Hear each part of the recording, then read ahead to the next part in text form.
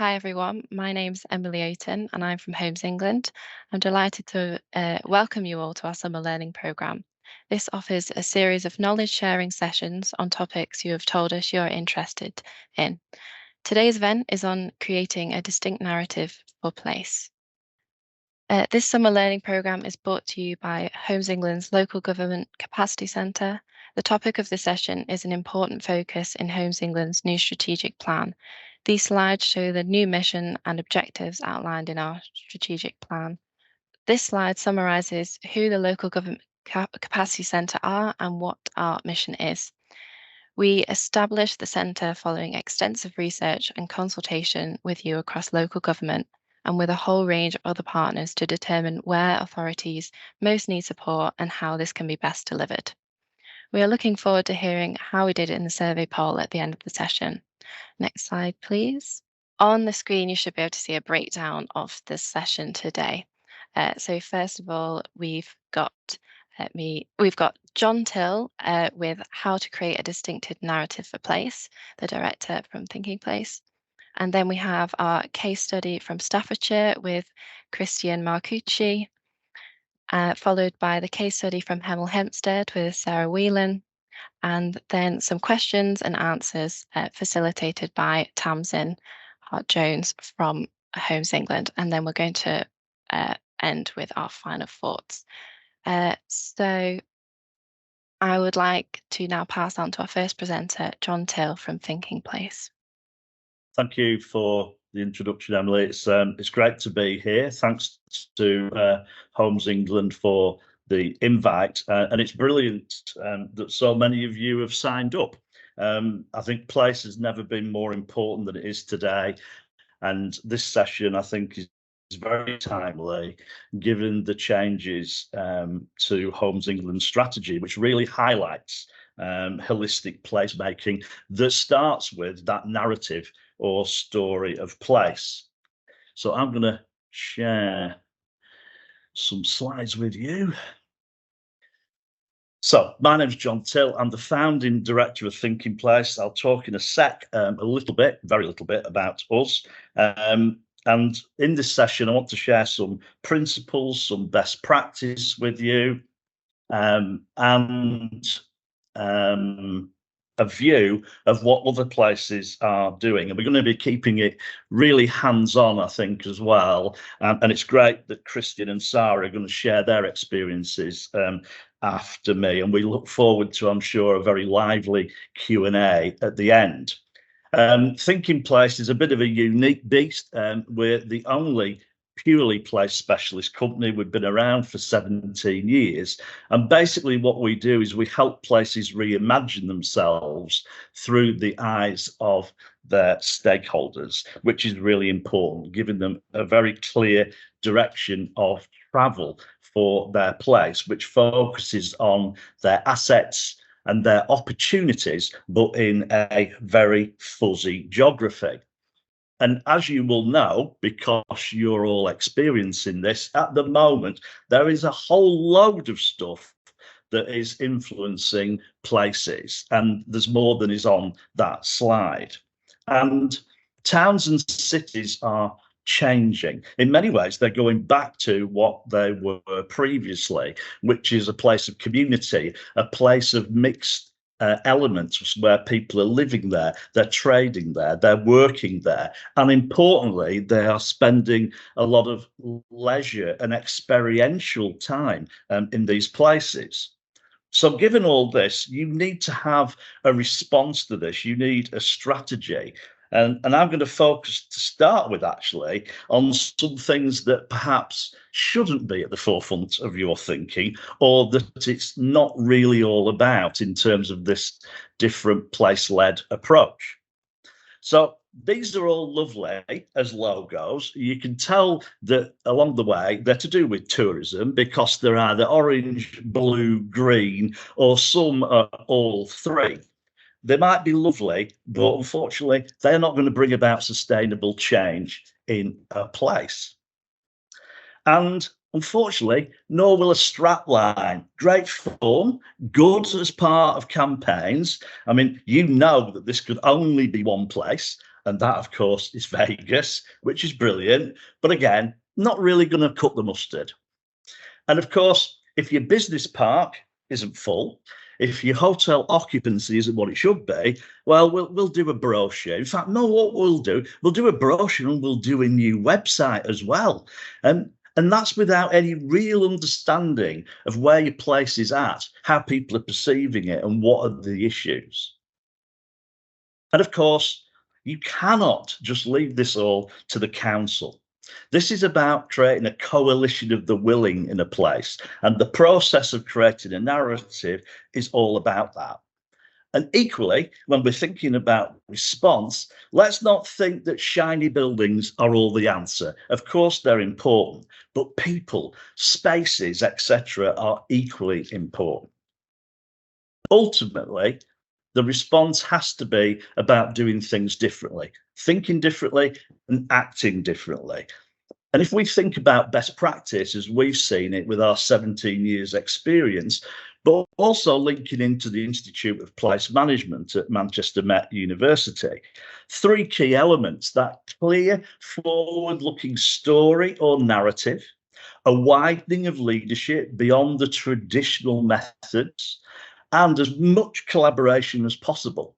And it has to be more than the council, and that is absolutely not a criticism of councils.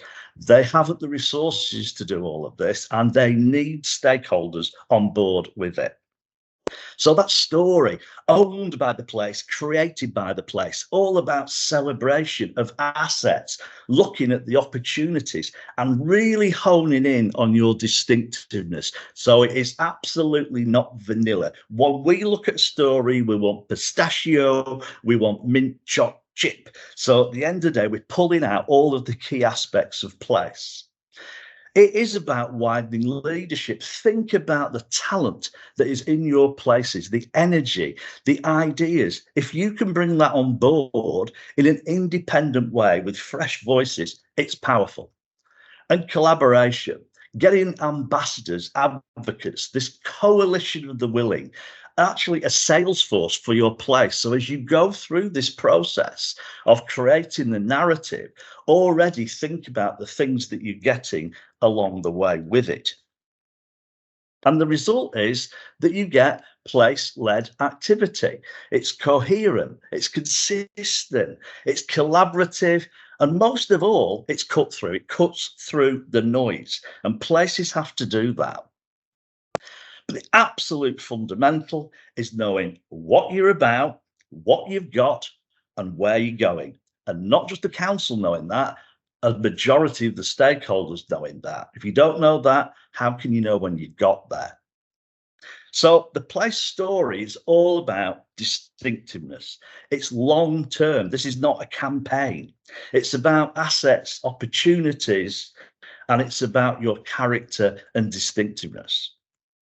And in thinking about that, you have to answer some questions. Looking ahead, what is your place going to be for? And who's it going to be for? You can't just say everybody. Why is it special? And what's the ambition of your stakeholders? Because that varies from place to place. And all that gets wonderfully wrapped up in this exciting narrative of place. And if you imagine that that slide is the whole of your place, then the story there, the egg, has the opportunity to influence all of those aspects because it is your competitiveness and your distinctiveness. Of course, it will influence your communications, but also your products, your services, your facilities. It will influence your environment, so navigability of place, public realm, how your places behave. When I jump in a taxi, the place is behaving. When I book into a hotel, the place is behaving. When I ring the council, the place is behaving. So that story is very powerful in terms of what it can achieve. But on its own, it's not enough.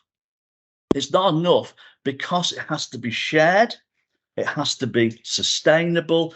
And it has to be real. So of course you want it to be aspirational, but there's no point having something that is not deliverable. If you're a couple of years in, you've virtually achieved nothing, everyone's going to be downhearted. And it's about hearing from not the usual suspects. Young people have a completely different view of their place and what it should provide than maybe some of us who are a tad older. We want to hear from business, education. And the interesting bit as well is the journey of creating this narrative, this story, is almost as important as the end result. You are connecting people to their place or reconnecting them. You're exciting them. You're empowering them through this engagement process. So let's think about the fundamentals in this. The fundamentals are, this is about being place, not organization led, which sounds a real subtlety, but it's massively important that. And to be place led, you need engaged stakeholders, not just engaged, but infused, because the stakeholders are the route to sustainability. When these things fail, it's because it's all left to the council. It cannot be just left to the council. The other important bit about this story is it takes something that is very complex and presents it in a very simple way, which it has to do. We always get asked, when does this work? When does it not work? I think the important bit with this is leadership. It doesn't matter whether that's private or public. Ideally, it's both, but you have to have it. And the important thing as well is also thinking about identity and the belief that flows from that. It's very easy in a place, and we see it all the time, to look back with passive nostalgia. Everything was brilliant then. So therefore, everything now isn't brilliant because you're comparing it to this rose-tinted view. And as to the future, well, that's just too difficult. The story has to capture all of those different aspects. And the benefit you get from this is something shared that everyone can get behind, that has come from the place, come from the people of it. And it offers the opportunity to align insight, skills, knowledge, networks, all these things that the stakeholders bring. And importantly, it gives an external focus for the place, because places tend to think very inwardly, which is quite understandable. But you have to have that outward view at the same time. And if we look at what other leaders are saying about this agenda, and this is Arup, as you know, a key player, what does this quote say? This quote says collaboration. It says connection to place. It says widening leadership. And it says the place is the hero. Many places have tried this sort of route. Probably yours has. And it's not always worked. You've got up the mountain and fallen off. And that's because it is about how you make it sustainable. Stakeholder engagement is the absolute golden thread in this process. This is not about glitzy marketing. It's about strong, long-term relationships within your place and outside your place. And you have to start with who matters to your place. Who are you trying to talk to? Who are you trying to influence? And it's amazing how many places don't actually think about this when it's so fundamental. So at the start of a process of thinking about narrative, you need that rigor as to who are the audiences, because who the audiences are affects who you engage with in creating that narrative. And also, trying not for it just to be the usual suspects. We've talked a lot about stakeholders. What can they give? Loads, absolutely loads. They are a latent power sat in your place. I mean, just look on there. They have networks, they have linkages, they have resources that, you will never have. And tapping into them is amazing.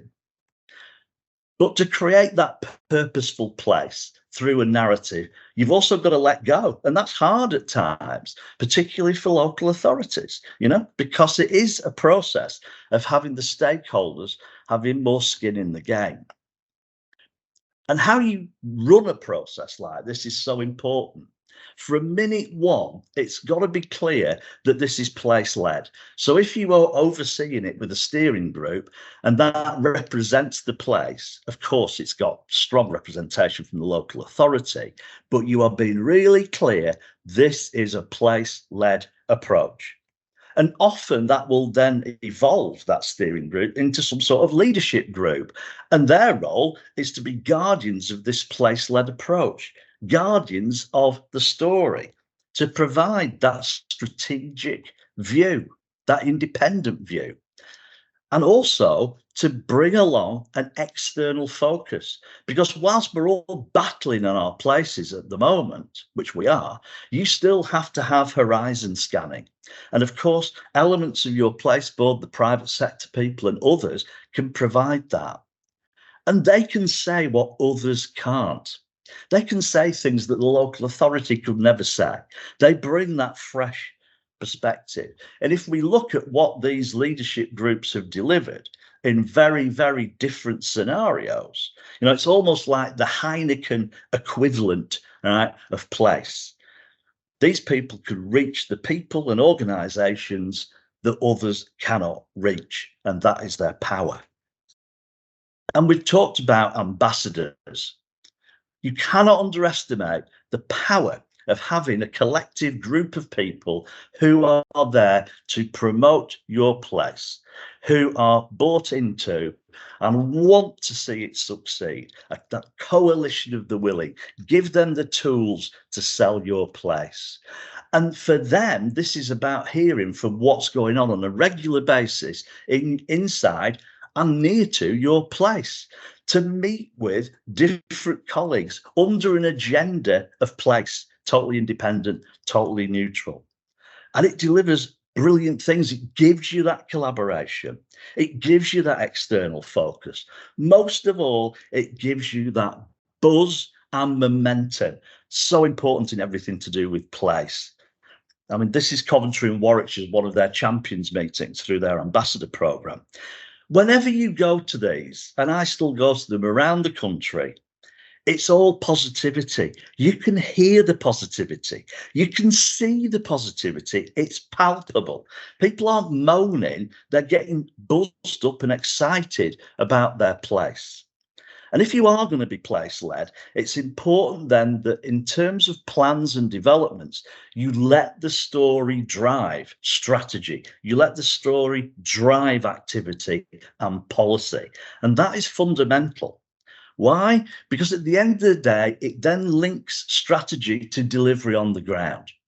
So communities can see and stakeholders can see that narrative of place that they have helped create being delivered. They can see why things are happening and why perhaps other things aren't. It's the opportunity to align what is already going on in the public and the private sector activity that's there that is supporting that story. It also identifies gaps in activity, gaps in the tools that are available. But fundamentally, if you have that plan, it is the route to creating a purposeful place. And it also helps you with place development challenges. We all know about the absolute proliferation of funding pots. And we are astounded that when we see places responding to these, they're almost writing a different bid every time. There's one place. You should have one story, and that should be the heart of whether you bid and what you bid for. Because within the process, you have created and prioritized pipeline projects. That's often the bit that's missing. No story, no projects, money arrives, and we can't spend the money because we can't get our act together. But it gives you certainly that community confidence that the development is the right sort of thing. And it gives you critically that permission for change in the place because stakeholders have already said what they want it to be. And a perfect example of this is St Helens. St Helens went through a process of engagement. They went through creation of that story through that engagement. They had a leadership group and they had an investment plan. So their story, they're absolutely place-led, a place moving from post-industrialisation, major manufacturing around glass and other things, into a different, more knowledge economy, cultural-led centre. This is a stakeholder-inspired story, but it's got to influence change on the ground. And when you see plans like this, these investment plans come from that story. They talk about a shrinkage of the centre. They talk about a coming together of cultural facilities. So really delivering against that story. So I want to highlight some places doing things differently. And there's a huge variety of interventions that we see places doing, which is so exciting. Let's start with Burnley. Post-industrial northern town, viewed when we ask people as grimy, going nowhere, the population was static, aspirations were low. One of the biggest things after creating their story, one of their biggest opportunities was their relationship to Manchester. Yet a certain person, Dr. Beeching, had removed a very small bit of track, a very small bit, that meant the journey time to Manchester was an hour and a half. You could cycle it in less than that. So the leadership group, using that story, lobbied government and got the track put back. Critically important. Burnley, this place of low aspiration, 4 years into the programme, awarded most enterprising area in the UK. Why? Because of their leadership group, their place-led approach, their ambassador programme. And 15 years on, and I'm talking sustainability, they're celebrating still the work done by the Burnley bondholders, which is their ambassador group, still driven by stakeholders, not reliant on the council to do it all. Carlisle. Well, for lots of people, a long way up north, is there a lot going on there? Why would I go there? It's sort of edge of the world, isn't it? Well, actually, amazingly in Carlisle, huge amounts of investment, new plans for the centre, expansion of the university, a garden community, actually brilliantly connected on the West Coast Main Line, the M6, a wonderful environment, naturally, and also a centre for nuclear energy and the businesses relating to it. So it needed that story, it needed to get it out there, but it also wanted to change the experience, and the story is helping change that from signage. And as I say, the externalization of that narrative. Here at UK Reef, the biggest sort of property event there is in the UK, held in Leeds for the last 2 years. What are they doing here? They're telling their story. Newhaven, edge of the South Downs National Park, but it's a port. It's industrial, it's a bit dirty, it's gritty, it's grimy, but it employs people. That's important, and it needs development. And within that story, it developed as that Newhaven kind of was the grit in the oyster that created the pearl. And we talked about bidding. Well, they used their narrative, their story at the heart of their bid successfully for Future High Streets Fund. They used the same story for Towns Fund, successful again. Why? Because that's what government wants to see. Consistency, not flipping about all over the place. But that story has also transformed meanwhile use next to the port. It celebrated community heroes. It has really done things differently in Newhaven. If you knew it, you wouldn't imagine that that's what you would see. And even on the industrial estates, signage that is triumphing from the brand and the story, real confidence that the place is showing. North Notts, surprisingly, north of Nottingham. Lots of fields, lots of trees, some trees very famous, Sherwood Forest, and Worksop and Retford. And I guess you look at that and think, God blimey, where's the narrative come from there? But a powerful narrative was put together. which led to a leadership group, an ambassador program called the Envoys, and they, to sustain it, went for the biggest business improvement district in England, using their fuzzy geography they created with the story. And they ended up with 3.2 million over 5 years and an 85% successful bid. That is amazing. That's what you can do.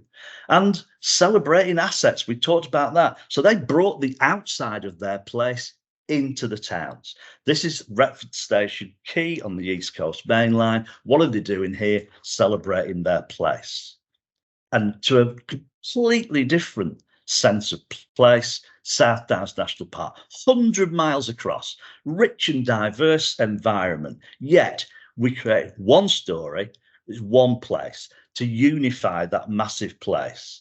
And out of that came a shared identity. So a place was created that did not exist.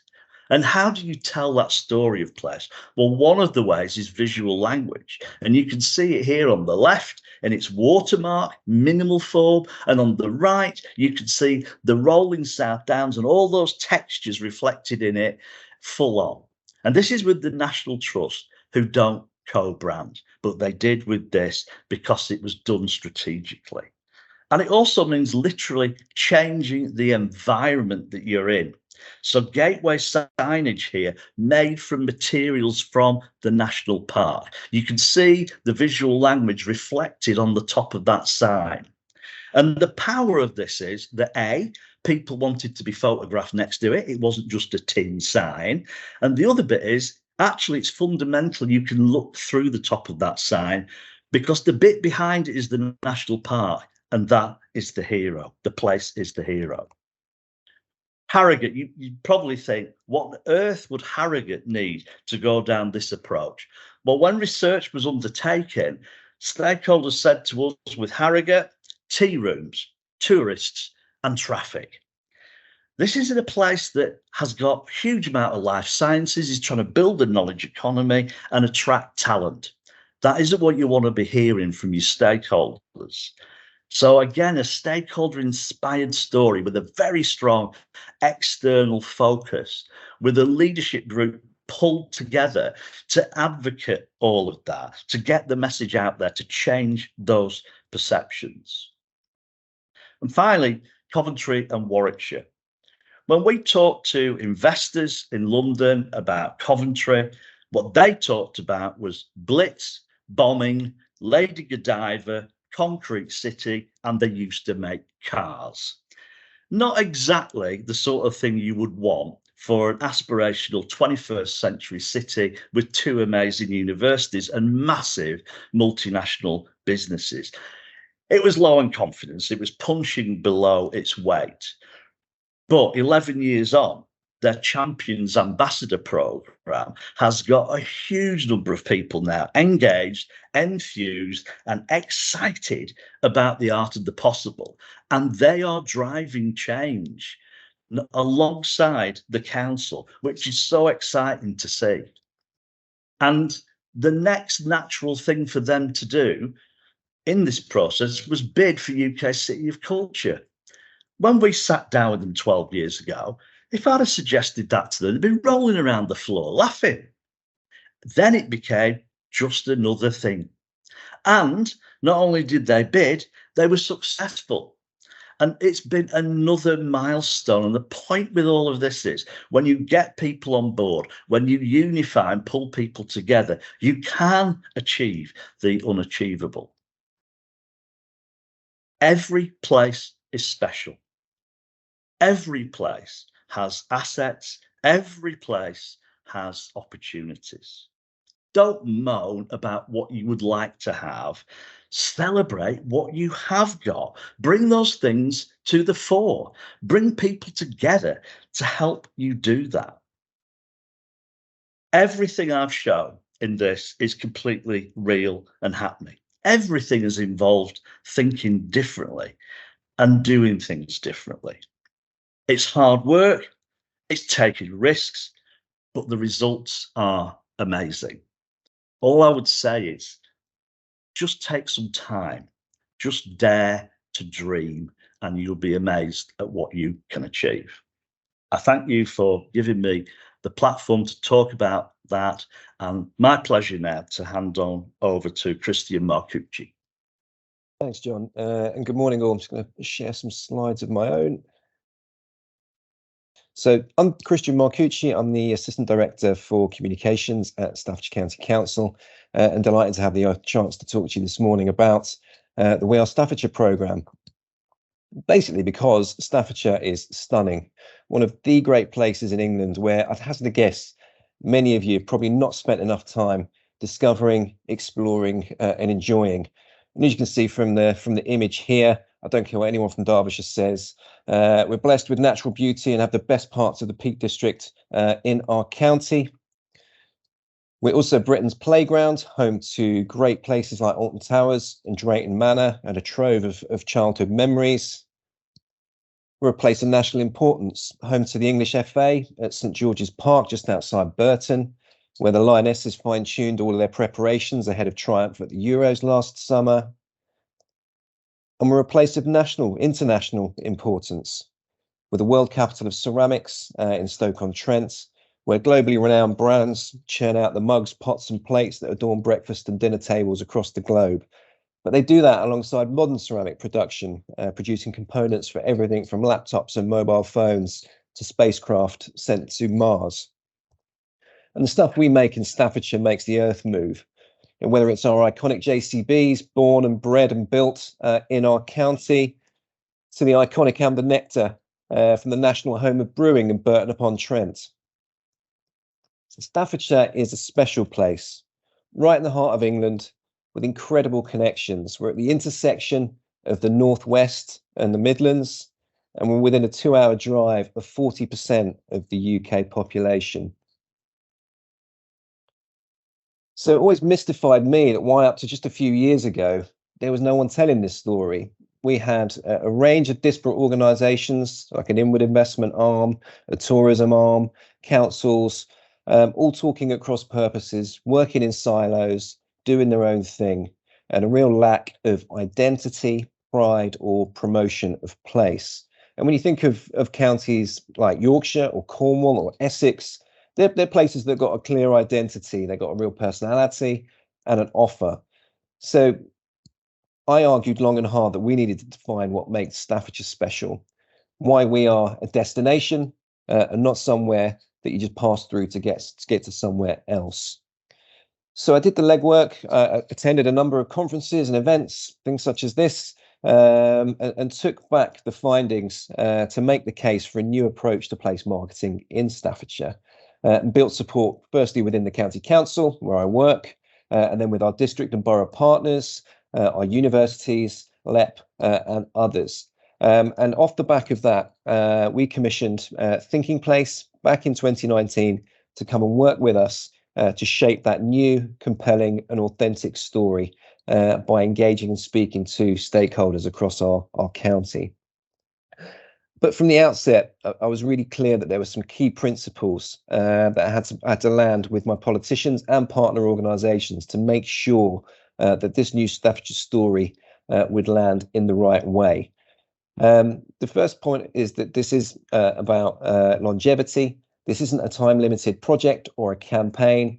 This was all about a complete new way of working. And all the organisations that I spoke to and who we involved in the process, we made it clear that they had to kind of park their organisational egos at the door, because here we're focusing on the place and talking up Staffordshire. And it was really important, as John's alluded to, that we built some momentum among some key stakeholders and influencers to convert them into our sales force for the place, and also to secure the money that we needed. Coming back to that point about longevity, this isn't something you can do on the cheap. It requires significant investment. And if you are investing in place marketing, you need to be comfortable with doing things differently to how you did them before. So in terms of that investment, by making that argument, making that case, showing examples of what's happening around the country, well, linked in with that, my kind of stars aligned. At the start of the pandemic, the county council had an investment pot available, and I bid in and successfully secured just over £500,000 for a 3-year pilot around our We Are Staffordshire project, because it was really clear at the time, as we were in the midst of COVID, that the need was greater than ever once we've moved into the recovery to promote our places and bring back investment and tourists and visitors and students. So that just over £500,000 of funding was secured to launch that place brand, which we did in November 2020, to recruit a manager to drive that work forward. That work to be overseen by a place board, which would bring together key individuals from the private, public sector, higher education, to create the ambassador program that John has alluded to, and I'll talk a bit more about that shortly, and to put in place a 3-year marketing plan.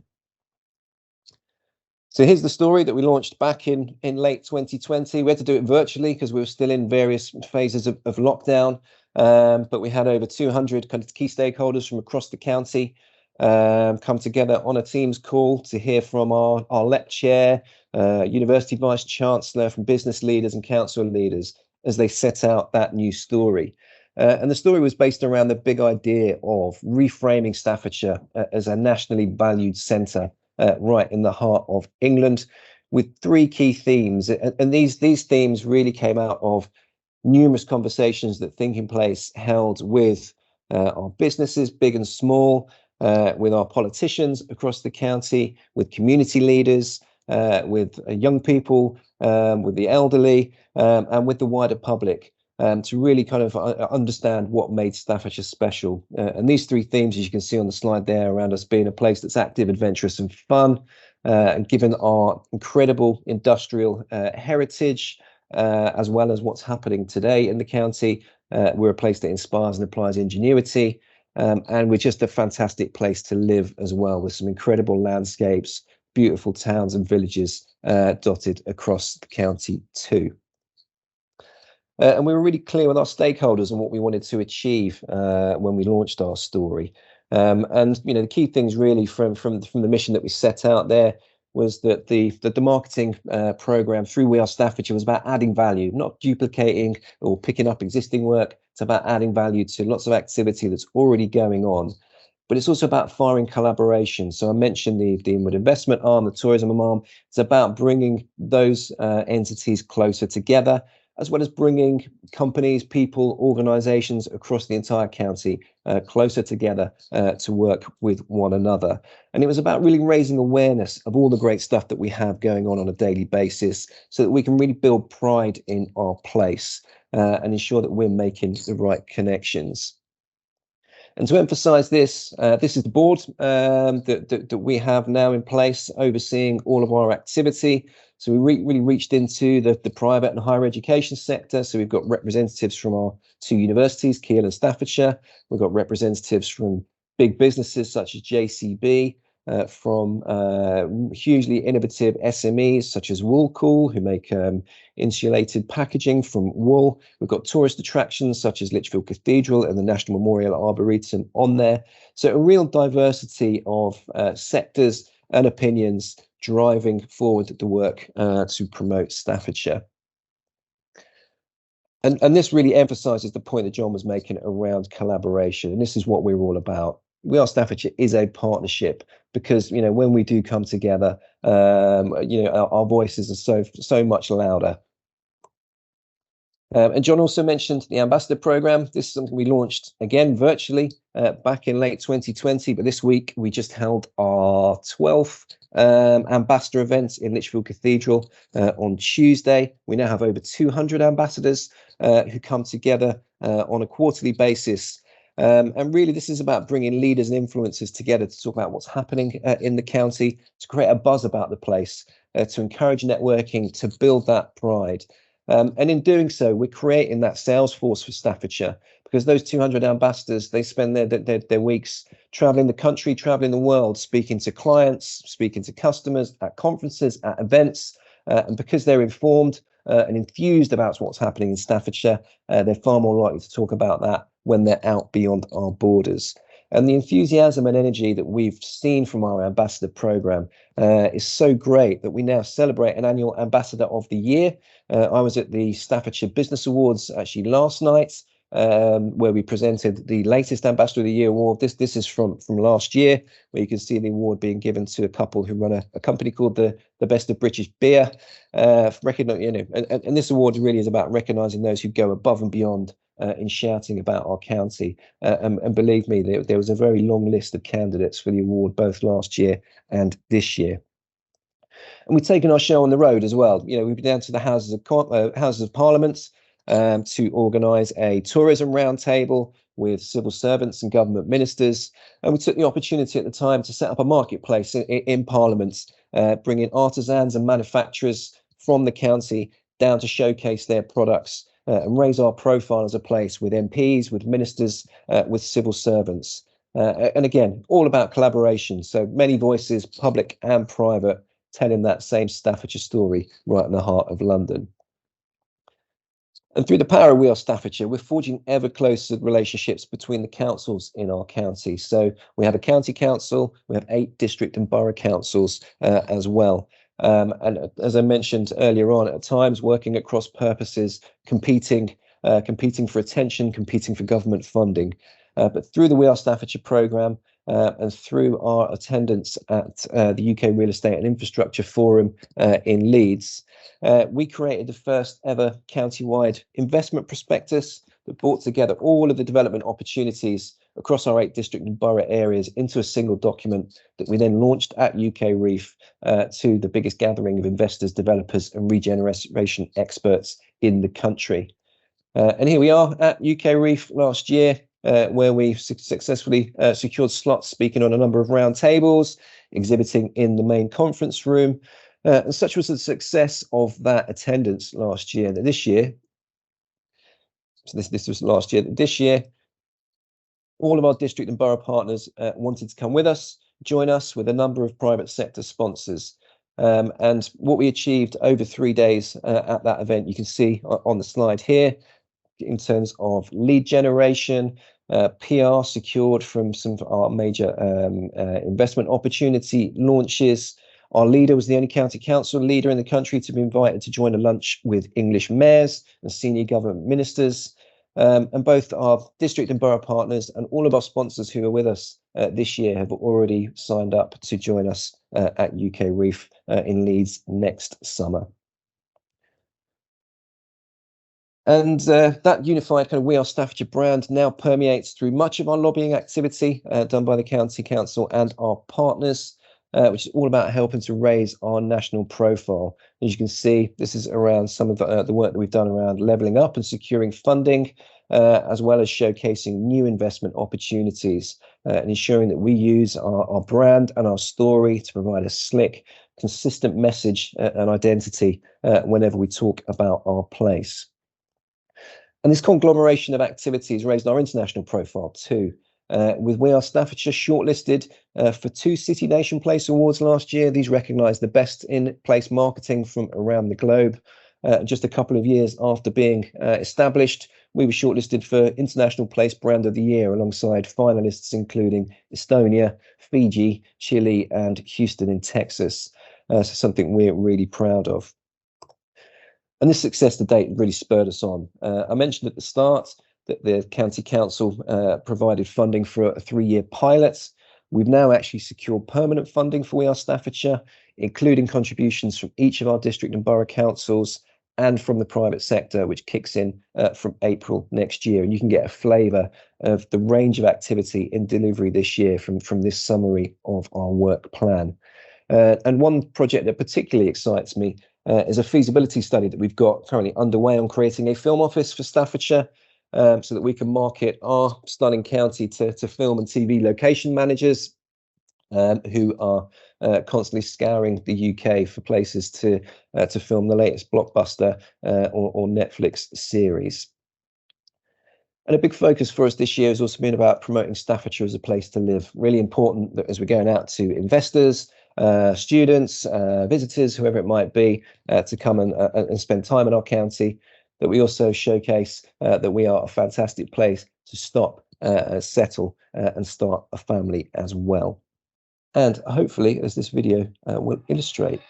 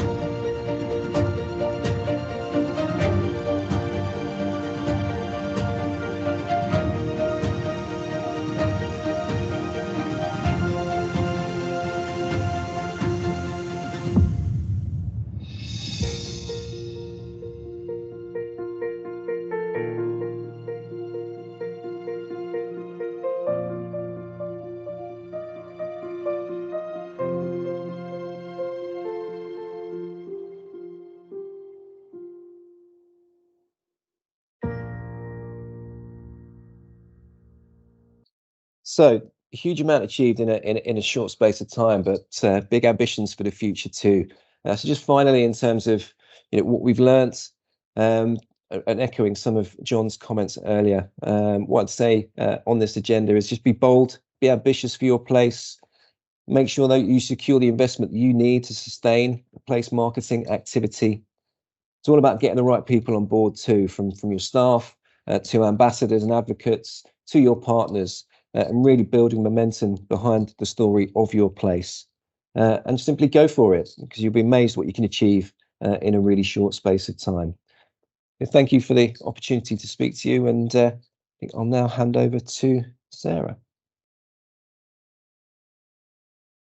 Thank you very much. That was really, really inspiring. Well done, Christian. So I'm Sarah Whelan. So I am from Hemel Hempstead, which is a town outside London. It's a kind of commuter town, and I'm just going to take you through our approach, and very, very similar to Christian, how we started off, but we're probably at an earlier stage in our journey. So Hemel Hempstead is a town, as I say, just outside London. It's part of Hertfordshire. I work for Dacorum Borough Council, which is a district authority and one of 10 authorities across Hertfordshire, which is our main county. And you can see here we're really, really closely aligned onto the rail network into Euston and very close to the M1 and M25. So as a new town, we were built after World War II and built as a bit of a collection of neighbourhoods. So each neighbourhood has about 2,000, 5,000 homes around each neighbourhood centre. And our population is around kind of just under 100,000 for Hemel Hempstead. We are full of green space. Our town was designed by a landscape architect, Geoffrey Jellicoe, green parks in between the new neighbourhoods and wrapped around our existing older neighbourhoods like Boxmoor and Apsley, etc. The whole part of the new town is now about 75 years old, so it does need regenerating, it does need work into it. And there are people who have lived there for those 75 years after the war. So there are some people that kind of would look back with fonder memories than what we currently have. And that's been very authentic to people's opinions. So we went through the story about commissioning Thinking Place and looking at our Hemel story. We engaged with stakeholders and the community, as you've heard previously. And our Hemel Hempstead story, it really highlights and celebrates our assets and really honest about our history. So people may not have a great opinion about reputations about new towns, but being really, really honest and authentic to that placemaking history that we have. So one of our themes has very much kind of come up with 3 themes for our Hemel Hempstead story. But importantly, before that, actually our visuals, which we are really, really proud of, so that you can see those throughout this presentation pack. But as we went through engaging with our community and engaging with our stakeholders, these 3 themes that I will take you through were then pulled together for a new set of visuals and a new kind of ambitious brand that Hemel Hempstead can kind of go out with. And I think that is part of our improving our civic pride within our town, as well as really kind of lifting our thinking and our confidence within our council and within our partners and partnerships that we have across the town. We also had a professional photographer come to our town, so you'll see these kind of photos coming through. So one of our themes is our destination for enterprise. We have Maylands Business Park, which is full of amazing big office buildings, also some light industrial spaces, one of the 3 biggest business parks in the east of England, so really important strategically across the country. And we also have a really varied experience of our businesses, so a lot of small and medium-sized enterprise businesses, as well as our larger office buildings. And this is really important. We actually fared fairly well throughout COVID. But in doing this work and engaging with our stakeholders and really understanding our story of Hemel Hempstead, we came across businesses we didn't know we had, as I'm sure many people don't know, all the businesses that we have in our particular places and areas. But once we discovered them, we have so many strong assets. This is actually a DJ business streaming their DJ set live across the world, which I don't know if that's just a thing that came out through COVID, but is quite unique, I think. In terms of our second theme, it's looking at well-being. Really important to our community, really important to think about the health of our community, importantly, mental health. We also started this work towards the end of COVID, or in the middle of COVID, really, for some of it. So access to nature was really important for our community and for members of our public. Community cohesion is also a really kind of strong part in bringing people together again, especially after COVID, supporting schools and really supporting our young people to get the most out of their opportunities that they have, and really celebrating our green spaces. really thinking about everyone in the town kind of reaching our full potential, and that point about civic pride is really important. So our third theme is where connections matter. And I am a planner by trade, so I am thinking, in terms of physical connections, and that's where you go to sustainable transport, which is really important. So this is our plough roundabout in Hemel Hempstead, and again, being authentic to our place. I think Hemel Hempstead has a plough roundabout or a magic roundabout, and so does Swindon. But this is 6 mini roundabouts wrapped around one big roundabout, and people don't do their driving test around this area because of this. But it is a really kind of strong part about our connections and really thinking about our future of Hemel Hempstead as a town. We need to shift in terms of modal shift and moving towards more sustainable modes of transport, as I'm sure a lot of towns and a lot of kind of areas do need to. And particularly we have challenges in the distance from our train station to our town centre up to our Helens business park, and thinking how can we get people to make that loop in a sustainable way. So bike hire schemes or kind of on-demand transport. And we have big programme of extension of our town into 11,000 new homes and 10,000 new jobs working up to 2050. This is known as Hemel Garden Communities, and that modal shift will really help that programme to work and be successful. So we're looking at targets of 40% modal shift across our town and 60% across our Hemel Hempstead, our garden communities area. Also, in terms of where connections matter, it's all about the people. So connecting our communities across Hemel Hempstead, and I said that there was a collection of neighbourhoods. Each neighbourhood is quite territorial and would really kind of be proud of being part of Potton End or Bourne End, and it's making sure that all of those communities across Hemel Hempstead work well together. But then thinking about our new programme of extension to Hemel Hempstead, that our new communities work well with our existing communities. And then even outside of that, for Hemel Hempstead, we have Berkhamsted and Tring, really lovely market towns within our borough, and connecting all of those so that we're all celebrating that story for the whole of Dacorum Borough Council, so that we can share the comedy festivals that go on at Tring, or we can share the markets and the really gorgeous kind of historic aspects of Berkhamsted. And we have a canal, luckily, that connects them all, so you can really get out and enjoy that canal through all 3 of those kind of areas. So we have wrapped all of those big 3 themes into one big idea, which is growing a fresh new future for Hemel Hempstead. And this is really important. This is growing our town, growing our civic pride, growing our levels of ambition, and really growing our confidence. So really thinking that that's our big kind of theme for Hemel Hempstead. We do have really, really strong kind of third sector in Hemel Hempstead, and this is one of them. This is Sunnyside Rural Trust. And, literally kind of growing plants. They are working with adults with learning disabilities on sites. They employ adults with learning disabilities, and they actually grow the council's bedding plants for us. And they've grown perennial plants for Hampton Court Gardens, and they've recently been on Gardeners World. We also have West Herts College, which is a brilliant asset to have in our town.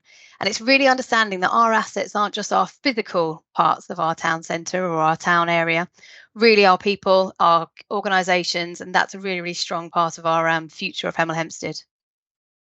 So we've brought all of these together. So our big idea of growing a fresh new future, and where our 3 themes, connections, enterprise and well-being. This is, as John said earlier, our 3 kind of themes that will then go through to all our strategies and all our ideas for investment and development going forward. We took this big idea and our 3 themes up to UK Reef in 2022. We launched our Hemel story up there and our visuals and our brand, and started to raise our profile of Hemel Hempstead. We went back again in 2023, just gone, and we launched our Hemel Hempstead Town Centre vision there, which was really important to us to kind of do that soft market testing and see what developers thought. This is our strapline, where life is greener, which John mentioned earlier. You can't just have a strapline, but we do like to be able to have that as part of our comms campaign. And it shows that actually, that hashtag Think Hemel, hashtag Where Life is Greener. It's an easy way for our partners and people across our town to be able to say, yes, I'm part of Hemel Hempstead. This is, what we're doing. So in terms of our Hemel story and thinking about our future of our town centre is so important to that story. As with a lot of town centres, it needs investment, it needs improvement. It's 75 years old, and it then is going to be the heart of our town, looking forward to Hemel Garden communities, linking into our business park, our other residential areas of Apsley and the train station. So we started our intervention in our town centre. This is our town centre, and you can see it's quite dense, it's quite concrete, and it has a beautiful river going through it, the River Gade. This is our magic roundabout down here. and this is it's known as a Kodak building here, but we are surrounded by an area of outstanding natural beauty. So we have a lot of assets, and that green space is really important for Hemel Hempstead, and that's our unique selling point in going forward, and that's what we need to be really authentic to. So in terms of our town centre vision, it focuses at this bottom end, and where we have our water gardens and our lovely kind of pond here, the town has actually essentially turned its back on it over the years through this road now becoming a servicing road. The offices have been changed to residential, and it's actually really hard to see through from our main shopping parade into this kind of area here. And as we look here up to the old town, a beautiful asset up here, grade 2 listed buildings and a lot of filming going on there. So we do have a really long town centre. And you can see here when you look at it in plan form, we have our main shopping parade down here, we have our river down here, and we have the old town up at this area. And it's really thinking how we can actually bring that greenness and beauty of our river and our water gardens into our main town centre with those themes about focusing on our well-being, focusing on people's enterprise opportunities and that sustainable transport. So we have launched some community engagement, and we've brought together a town centre vision. And you can see here that people are really positive about our green spaces. They are negative then about our main shopping parades and particular kind of hotspots around here of Market Square. So our town centre vision has really engaged into that and really started to think, well, what can we do? What's our big vision? What's our main priorities? We have 5 main priorities, which is improving those connections from our rivers area into our town centre, really reimagining that road that cuts in between our shopping parade, and really thinking about a new future for that heart of that bottom end of town centre, as well as connecting that old town and that new town together. These themes around connections and giving space to our communities with Cycle Hire and creating space around our town centre, that well-being, improving biodiversity and enterprises are one of our themes. The Hemel Imaginarium, our 5th priority, will be a really important 2-year programme to bring about meanwhile uses and creating that buzz in the town centre, while we're working really hard on some big investment sites and delivery sites behind the scenes to get a few of those away and actually bring that kind of investment and that money into the town centre. So you can see here we've started to pull those themes together and really focusing at this bottom end, so really thinking about how we pull those people through. And in terms of from our community feedback and our Hemel Hempstead story, we submitted this as a Levelling Up Fund bid. We weren't successful. We are category 3 in terms of the priorities of the areas, but we now have a fully costed up public realm proposal that we are now working really, really strongly with our Hemel Place Board to think, how can we deliver this without levelling up funding? You know, how can we start to lever in different pots of investment? And our Hemel Place Board, it's going to be really, really important to thinking about how we can do these types of intervention and bring those short-term impacts, maybe with a lower budget, maybe with lower levels of intervention, but really the principles about activating this area is really important to our themes of our communities. So moving on to our Hemel Garden communities, this is a much longer term programme. This is going up to 2050, and this is where 11,000 homes and 10,000 businesses would be going. And you can see here wrapping around the edge of Hemel Hempstead. So our Hemel Place Board and our Hemel Place strategy really looks at that kind of shorter and medium term actions and really starts driving towards those reputation, those civic pride, improving that kind of cover of Hemel Hempstead. So really starting to get that onto kind of people's radar, and then also really thinking about our longer term, our Hemel Garden communities, and really thinking that this programme of work is really important partnership programme with the Crown Estate, Homes England, St Albans, Herts County Council and Decorum. So as we are developing our stronger relationships across Hemel Hempstead, that's really going to help for our longer term programmes for this Hemel Garden communities. And you can see here the 4 pillars that we have for our spatial vision for Hemel Garden communities. Really important to think about how we can lever in these visions and these actual really important pillars about integrating our neighbourhoods, and that's something that's kind of come forward in our Hemel Place work. So how we can get into our next layer of the community, so engaging with new audiences and really then helping to kind of help us bring forward our strategies, whether it's a framework plan for Hemel Garden communities or our local plan from a planning point of view. These relationships we're building across our community with our businesses, with our charities, with our third sector are really helping us to understand our community better. Our community is really, really strong with third sector, and that's something that's really blown me away doing this work. Our Hemel Place Board has quite a lot of charity and third sector representatives onto it, and really in terms of being able to understand how the charities understanding the community and then the council being able to understand that to a new level has been really, really important. Our charities have really added additionality to our projects as well. Just a brief example, we have a Old Town area and we've started a pilot project there. We engage with the community every kind of 4 to 6 months. The feedback from the community was, we really want this high street to be even better, really colourful or just brighter, or we feel like it's, been a bit kind of not looked after as well as it could have been. After that session, one of the third sector, the Sunnyside Rural Trust, came up to me and said, we could deliver some planters there. And our local councillors said, actually, we could spend some neighbourhood still on that. So we put together a project before the Queen's celebrations last year of a round of planters, really lifted the area ready for those Queen's celebrations. And we did a second phase this year, which was ahead of the King's coronation event. A really small example, but it just really shows that that wasn't the council having to deliver that. It wasn't always on us. We helped to facilitate that, but we didn't then have to kind of lead on that and use our resources, which was brilliant. So this is our Hemel Place board. You can see here, as others, we have our third sector, public sector at different levels with the Homes England and the national level, Herts County Council with our growth board, and then our kind of ourselves, and then really looking at our big businesses as well. So you can see Prologis and CAE is one of our big businesses.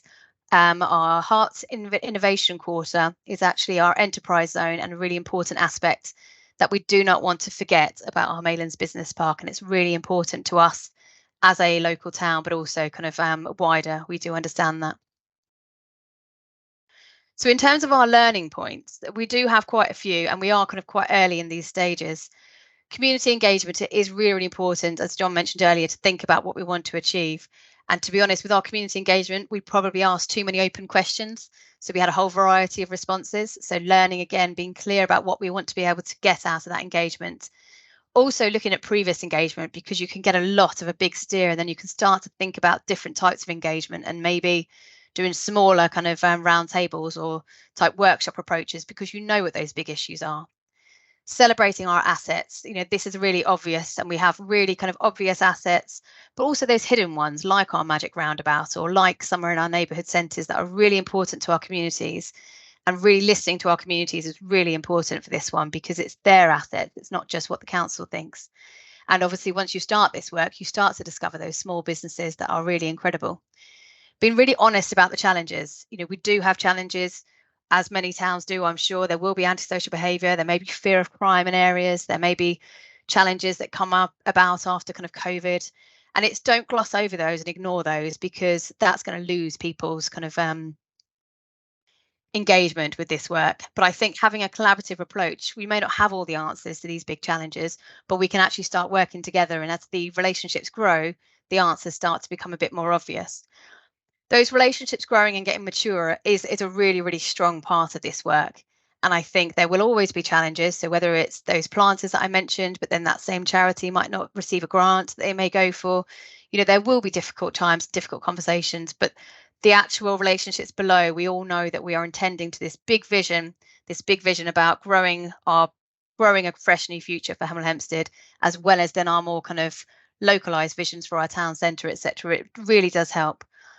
Momentum is a really big one, I think. I think being able to show something on a short term as to, why people should continue to turn up to our Hemel Place board meetings, and, that they actually feel like they've turned up and they know the reason why they're there is really important. But it's also really challenging in terms of the resources behind this. It does need to have resources behind this approach, not just in the council, but from other organisations as well, and being able to have that project approach and project team that meets outside of these big Hemel Place board meetings to actually show that this is kind of starting the delivery and how we can grow these projects. Another big learning point is the council does not know best, and this is quite a big culture change within our organisation to change the way that we are delivering some of our statutory services. We may think about linking in more with our friends of the water gardens to maintain those areas differently. We may start handing over some of our responsibility or budgets to go with that, which is quite a big change. I think in terms of our reputation and promoting Hemel Hempstead, this is really, really important part, because I think we were labelled up and been very honest about it as one of the, were we the ugliest town in 2016? And we're not dwelling on that, but we do know that we have a base to build on. And we do know that new towns have a reputation kind of challenge. Although now they're 75 years old, they're coming back into vogue because we're a bit retro now. So this is good. And it's really kind of capitalising on these things.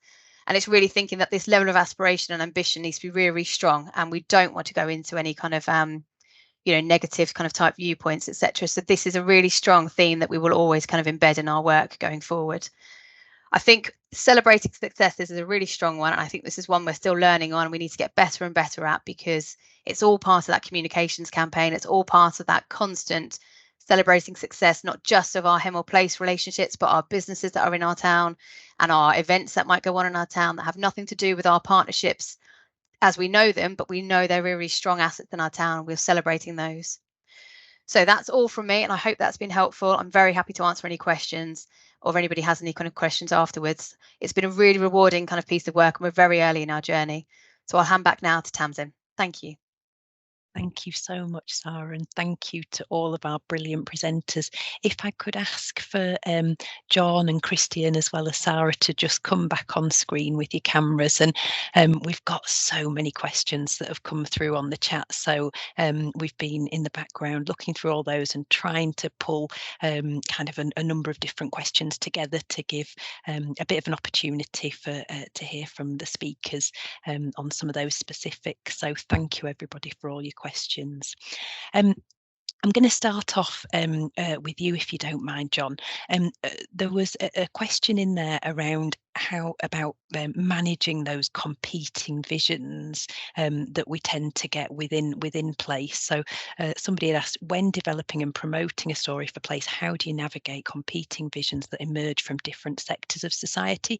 Whose vision wins?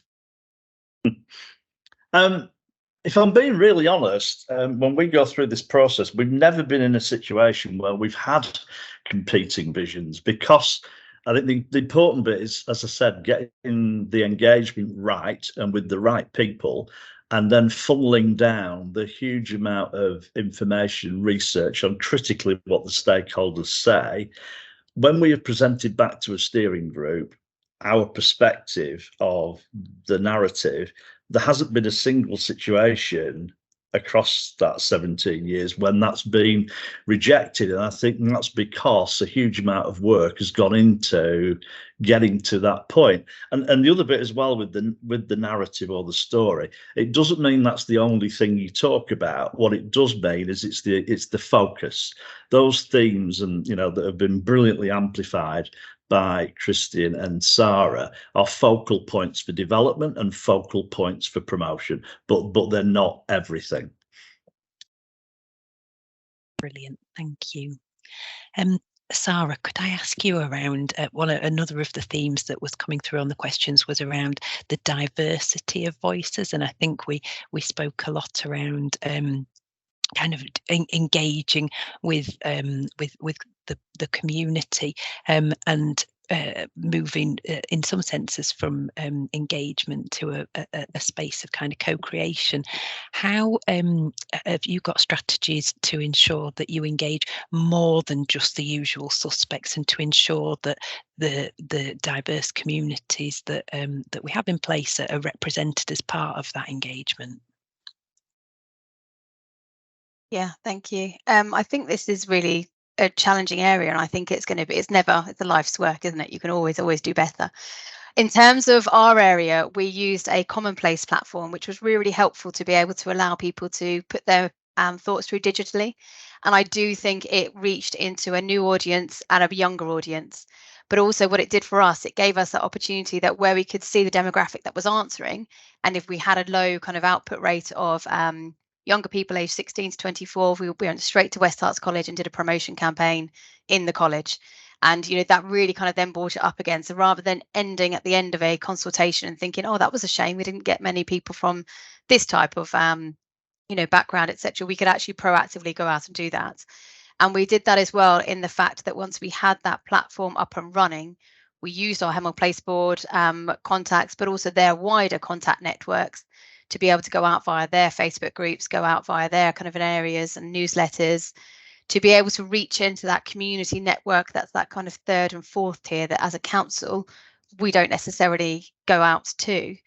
I think we could have done even more and, even better. And this is part of that point of resources behind it. And when we look into it now, I think any future engagement, we would actually change our approach to be more of a invite type workshop. So you can get that inner depth type discussion rather than your 15 questions on our website, I think would actually be really, really helpful. And we are really keen and working on something at the moment to be able to go out to our secondary schools to be able to engage with our kind of younger people. We did include that actually as part of our, we had a range of workshops, but I think for our Hemel Place engagement, and we did go out with a group over the summer holidays, which was a group of 16-year-olds and under, so between 12 and 16, and we had a really nice walking tour around the town, and they then took photographs and put their thumbs up on things they liked and thumbs down on things they didn't like. So they didn't have to answer any questions. We did go back and actually look at maps, etc. But that kind of thumbs up and thumbs down with those kind of young children really, really worked well. So thanks. Brilliant, thank you. And it is absolutely working in partnership, isn't it? And often talking to people and understanding, well, what's the best way to engage with different groups. That's fab, thank you. There's a couple of questions in the chat around engaging with and doing place narrative with places of different scales. And Christian, as somebody who operates at the county council level with your colleagues in the districts, one participant had asked, how do you translate the county-wide vision to the districts and boroughs? If you have an area that doesn't have the advantage of others within that county geography, how do you make it relatable to residents? Yeah, sure. This is a big challenge. A place like Staffordshire, so in the north of the county, people looking towards Manchester, whereas in the south they're looking towards Burnley, and we cover a huge geography with lots of differentiation there. But I think the thing that our districts and boroughs have pretty much bought into is how that they can be part of something bigger, so they can still promote their own place and its own individual identities, but as part of a greater Staffordshire and all the benefits that brings, as well as being part of the Midlands, as well as being part of England. It's all those things that come together. So it's it's about that. What's the word I'm looking for? Complementarity, I think, of your individual place and what's around you, rather than just like trying to act as an island when you're talking about your place and your identity. Brilliant, thank you. And thinking about those places of different scale, John, another question was asked around that these are there's quite a few examples of significant scale in the presentations. Did you have any examples of kind of where you've done this work in smaller towns and communities and how it works at that scale? I think the important bit is that the process is still the same and the principles are still the same. The scale doesn't matter, just because if you're doing a Staffordshire, it just means you've got a much broader element of engagement to make sure you've heard from the voices. But I mean, we've done, Newhaven, only just over 10,000 people, Staveley on the edge of Chesterfield, Hawley in Surrey. These are all relatively small places. So this is absolutely not an approach that is just around cities, counties, and massive areas. It doesn't have to be that. And also as well, the other bit is it's not just about urban areas as well, it's rural, and I want to stress that, because a lot of the time, and particularly when you're doing things like counties or whatever, or when you think about South Downs, you've got to pull in the rurality of that. You can't just focus on the urban aspect of it. So it works on all levels and all scales. Brilliant, thank you. A question came up and a bit of theme around tracking success and translating the vision, the narrative into tangible outcomes and delivery. Sarah, could I ask you how are you planning to do that? I guess in your case, to make sure that the work that you're doing does lead to meaningful change and being accountable for the delivery of that. How does that work in Hemel? Thanks. I think this is a really, really good question, because in terms of putting money behind this, there will always be that need to demonstrate the impact. We actually asked a question as part of our community engagement: how proud of Hemel Hempstead are you? And we would then plan to rerun that question, whether it's at kind of frequent intervals or whenever we are doing that kind of community engagement. And we are really obviously then hopeful that civic pride kind of goes up, and that's a key part of us doing this work, as well as it is attracting investment and attracting opportunities for kind of bidding for funding.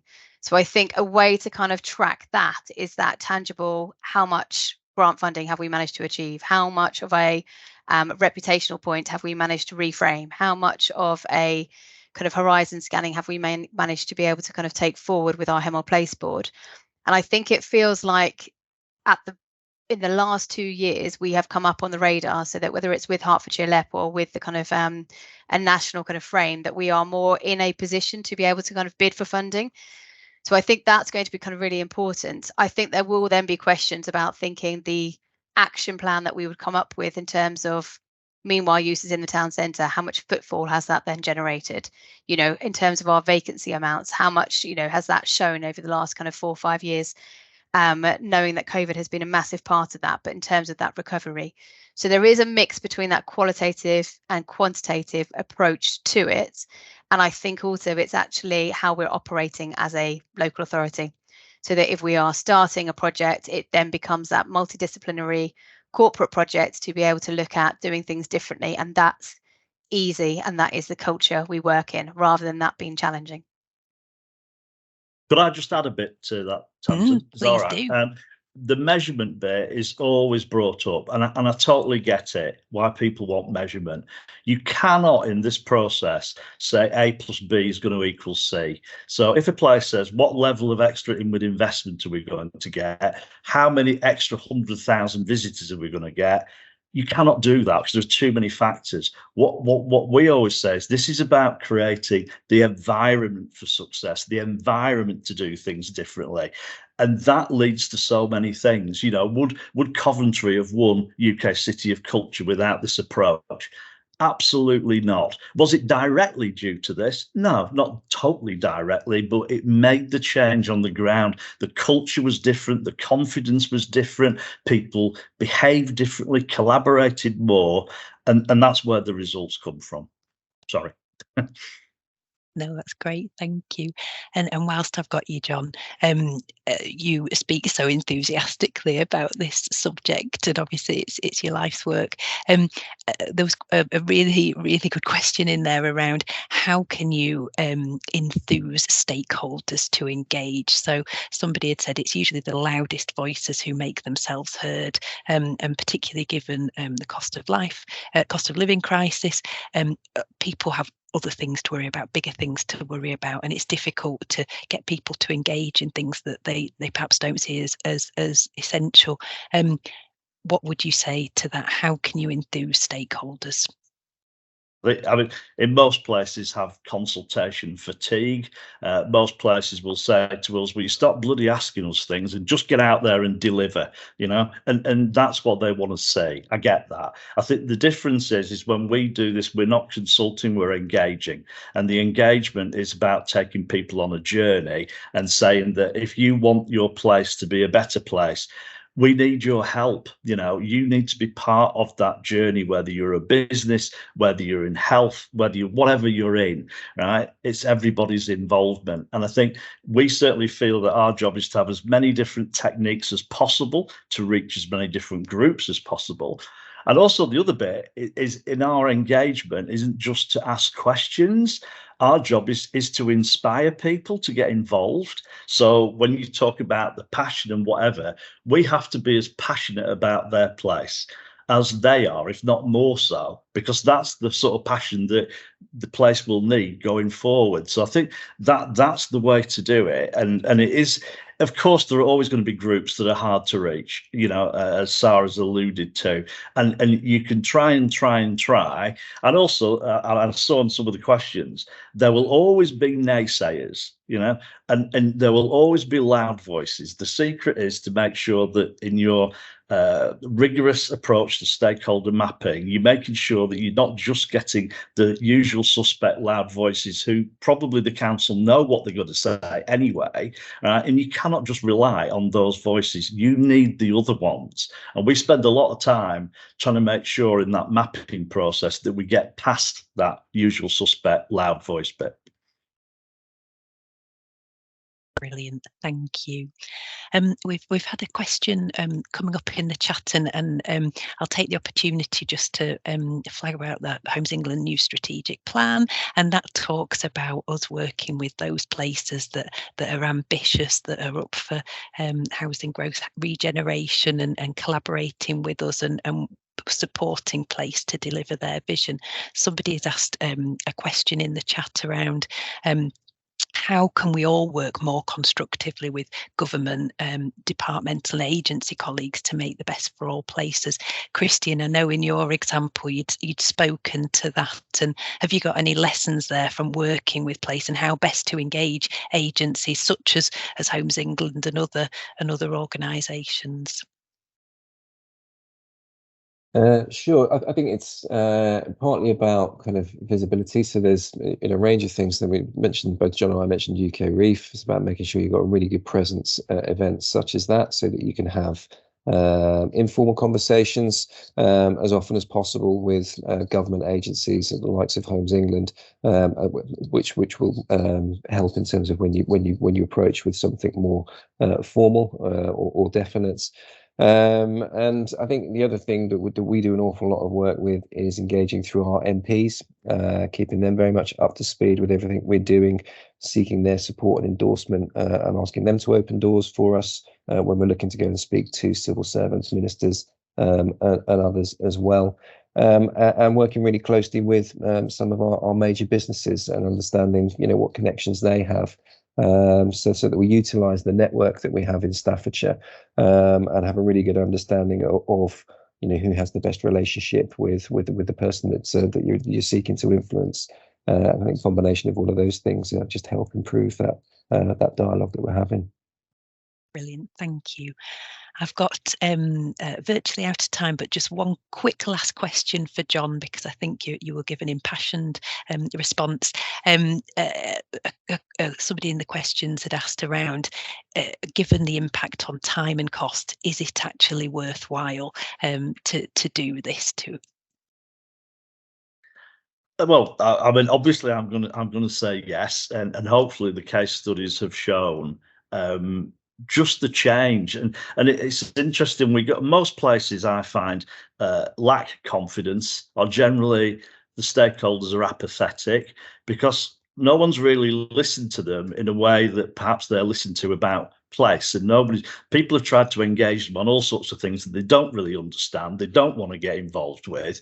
But some of this, particularly with, say, private sector or even charities, whatever, they really get this, in terms of what it's all about. And I think if you engage them in that way and it's about place, you're going to get a heck of a lot of results out of it. And for me, going back to the places like the likes of Burnley 15 years on, Coventry and Warwickshire 12 years on, that is amazing to see that. I mean, that makes me quite emotional because those people don't have to come together. They don't have to do anything. A lot of them are giving up their time and they genuinely care and are excited about the place.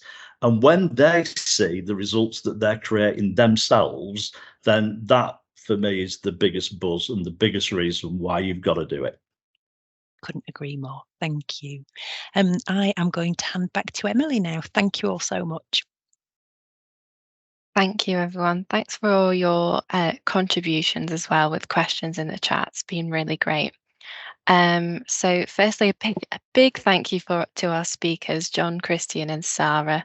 What an excellent set of presentations that was. And thanks to everyone for attending. And please keep a lookout for future events by the LGCC. Thank you, everyone.